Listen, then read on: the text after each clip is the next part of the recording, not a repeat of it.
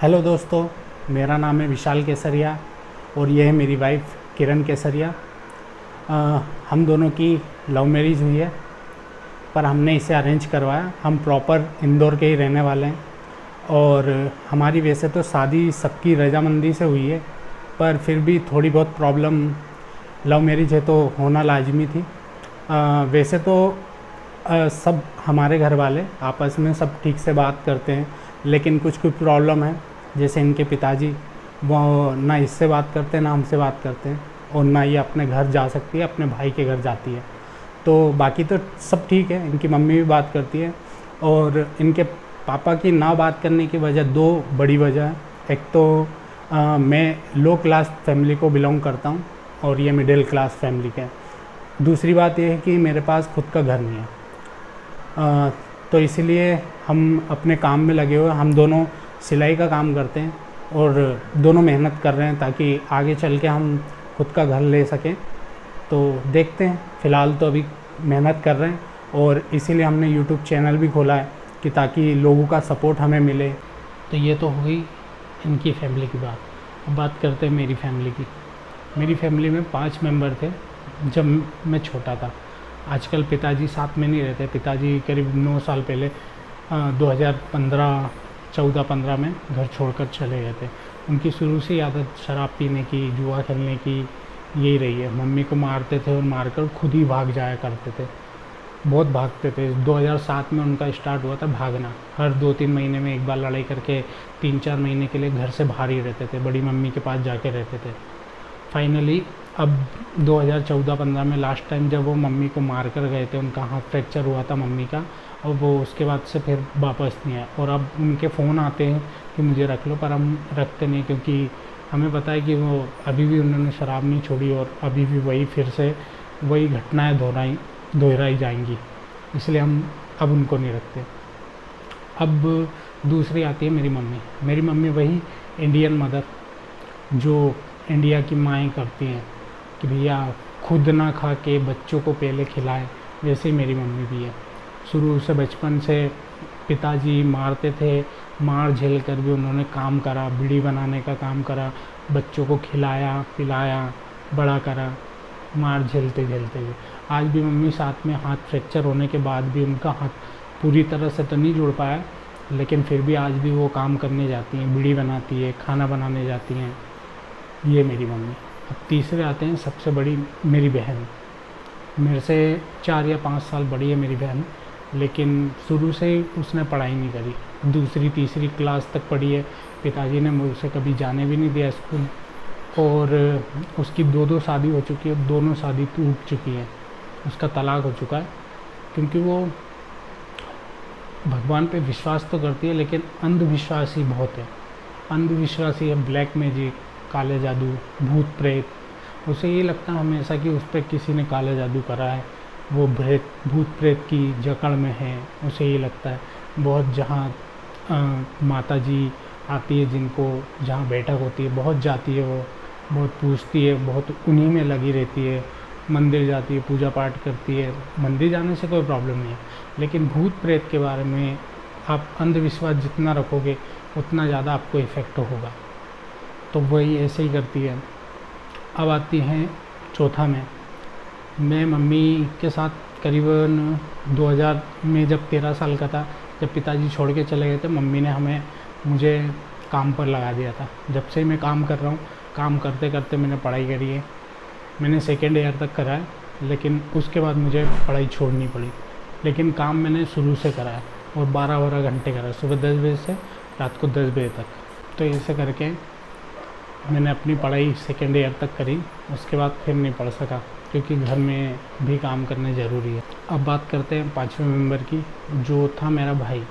16 साल की, उसकी 16 साल की उम्र तक तो हमको यही लगता था कि वो मेरा भाई है, लेकिन 17वें साल में उसने हमको कहा, मम्मी और मुझे, मतलब घर में सभी को बताया कि वो लड़का नहीं है, वो लड़की है। बचपन से हमने तो ये देखा कि मेरा एक भाई है। वो बड़ा हो रहा था धीरे धीरे, पर वो शुरू से ही सबसे अलग रहता था। कभी लड़कों में घुलना नहीं, स्कूल जाना नहीं, बहुत कम स्कूल जाना। उसने भी 4वीं-5वीं पढ़ाई करी है। स्कूल किसी लड़कों से दोस्ती नहीं रखता था, घर ही घर में रहता था। कोई आए तो छूट जाता था। तो बाद में उसने बताया कि वो शुरू से ही लड़की है, उसका मन शुरू से ही लड़की का है, शरीर भले लड़कों का है। तो ऐसे करके जब हमको ये पता चला तो मम्मी बहुत परेशान हुई। बहुत सदमा लगा उनको, बहुत रोई, खाना नहीं खाया, बहुत सारी चीज़ें हुई, बहुत वाद विवाद हुए। हमने डॉक्टर से समझाया उसे कि भैया ऐसा नहीं होता है, अगर ऐसा होता तो बचपन से ही होता, बचपन से हमको पता पड़ जाता। लेकिन बहुत सारी चीज़ें डॉक्टरों ने भी उससे बात करी। जब उसने डॉक्टर से बात करी तो फाइनली डॉक्टर ने हमें समझाया कि वो सच बोल रहा है, उसे जाने दो। उसने जिद करी कि मेरे को उस दुनिया में जाना है, क्योंकि अगर मैं यहीं रहा तो फिर ना काम कर पाऊँगा, ना कुछ भी नहीं कर पाऊँगा, जीवन भर तो आपको ही खिलाना है। तो फिर फाइनली मैंने समझाया मम्मी को कि भैया वो जा तो रहा है लेकिन आते रहेगा, मिलेगा, घर पर रहेगा, आ जाया करेगा, बाहर नहीं जा रहा है, उनको जीने दो, उसको भी उसकी लाइफ जीने दो। फाइनली मम्मी मान गई और उसे जैसे तैसे हमने दोस्त के ज़रिए एक जान पहचान वाली जगह पे भेजा, और वह आज भी अभी वो खुश है और घर पे ही रहता है हमारे साथ। मतलब बिल्कुल घर पे नहीं रहता, वहाँ पर भी जाता है। जैसे अभी 15 दिन के लिए गया था और वापस आ गया, 1 महीने के लिए यहाँ रहता है, 15 दिन वहाँ रहता है, कमाने जाता है। जब जब उनका काम रहता है तो कमा के वापस घर पे आ जाते हैं, ऐसा। और अब वो पूरी तरह से लड़की बन चुका, उसने ऑपरेशन भी करवा लिया, तो फ़िलहाल घर पर ही है। तो ये थी हमारी फैमिली। हमारी फैमिली में सभी लोग अलग हैं, सब लोग परेशान हैं, सब लोग अलग है, अपना अपनी, सबकी अपनी अपनी परेशानी है। जैसे पिताजी तो अलग ही हैं, आज पिताजी कहाँ हैं, बड़ी मम्मी के साथ हैं, बड़ी मम्मी के घर पे रह रहे हैं, तो उनका कोई भविष्य नहीं है। मम्मी है, मम्मी सभी का सोच रही है, हम सबका। मम्मी हमारे साथ में, वैसे बड़ी बहन की 2 शादी हो गई, उसका क्या भविष्य है, वो काम वाम तो करती नहीं है, लेकिन अब आगे पता नहीं क्या होगा, भूत प्रेत में रहती है, उसे ऐसे ही लगता है। छोटी वाली जो ट्रांसजेंडर है वो तो चलो ठीक है, उसका भी जीवन है ही। तो अभी बात यह है कि अभी 1 महीने पहले हमारे साथ जो हुआ ना, उससे बहुत सारी चीज़ें अलग अलग थलग हो गई, हमें हमारी परेशानियां बढ़ गई घर में। क्योंकि क्या हुआ, जब हमने शादी करी थी, जब हमारी शादी हुई 1 साल पहले, तो हम जब घर में आए तो घर बहुत छोटा था। मतलब एक 11 बाई 12 का एक रूम, एक 10 बाई 8 का रूम, बहुत छोटे छोटे रूम थे। और ये सब लोग, जब हम घर में 5-5 जने रहते हैं, 2-2 3-3 लेडीज़ है, मेरे अलावा एक तरीके से सभी लेडीज़ हो गई, 4 लेडीज़ है, मैं अकेला। 2 बहनें हो गई मेरी तरफ से, एक ट्रांसजेंडर बहन, एक बड़ी बहन, मम्मी, मेरी वाइफ, मैं। तो हम लोगों को बहुत प्रॉब्लम आती है। और मैं सिलाई करता हूँ तो घर में ही सिलाई, अब जॉब तो मेरा छूट चुका, मैं घर में ही सिलाई करता हूँ। तो वाइफ और मैं, 2 मशीनें हमारे, सिलाई मशीन, हम घर पे ही काम करते हैं। तो उससे भी बहुत सारी चीज़ें, बहुत प्रॉब्लम आ रही थी। तो ना हमारा काम हो रहा था ठीक से, घर में भी तू मैं चलती रहती थी, क्योंकि हम रात रात को हमको काम करना पड़ता था। 11-11 बज जाती थी काम करने में भी, 11:30 बज जाती थी। और तो बहुत सारी प्रॉब्लम आती थी। कोई मेहमान आए तो बैठने के लिए जगह नहीं, हमें सोने के लिए जगह नहीं। और ट्रांसजेंडर जो बहन है मेरी छोटी, वो भी आती थी, तो उसको भी पर्सनल स्पेस चाहिए रहता था। तो बहुत प्रॉब्लम होती थी, घर में जगह नहीं रहती थी। तो इस चक्कर में जब मम्मी को मैंने, छोटी बहन ने, जो ट्रांसजेंडर है, उन्होंने समझाया तो मम्मी मान गई। पर मम्मी का कहना ये था कि सब लोग अपना अपना काम करेंगे और सब लोग पैसे जमा करेंगे ताकि आगे चल के मकान ले सके हम, इसीलिए मम्मी ने हमें अलग कर दिया। और मम्मी ने सभी को अलग रहने को कहा था, बस बड़ी बहन को छोड़ के। पर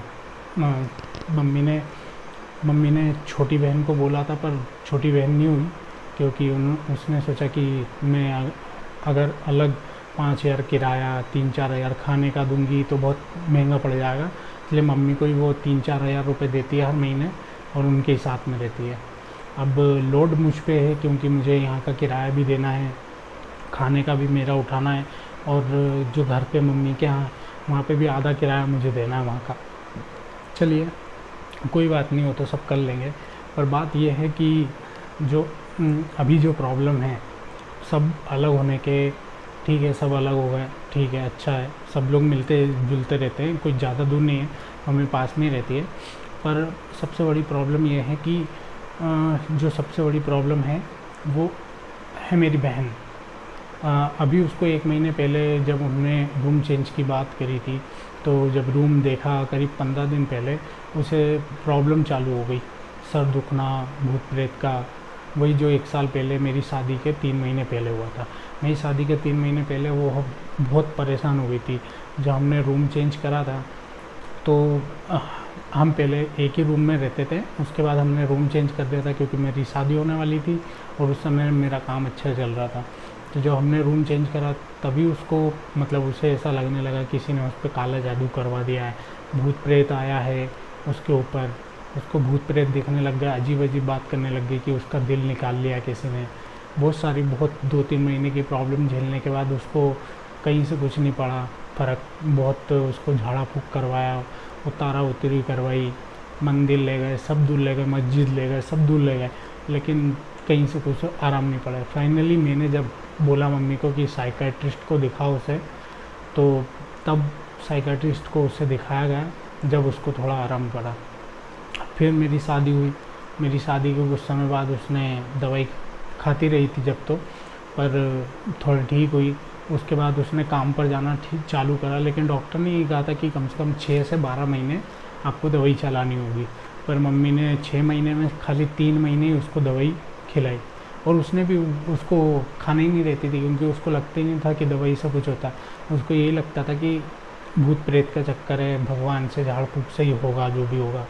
तो अभी फिर से वो करीब 15 दिन से फिर से वो प्रॉब्लम चालू होने लग गई है।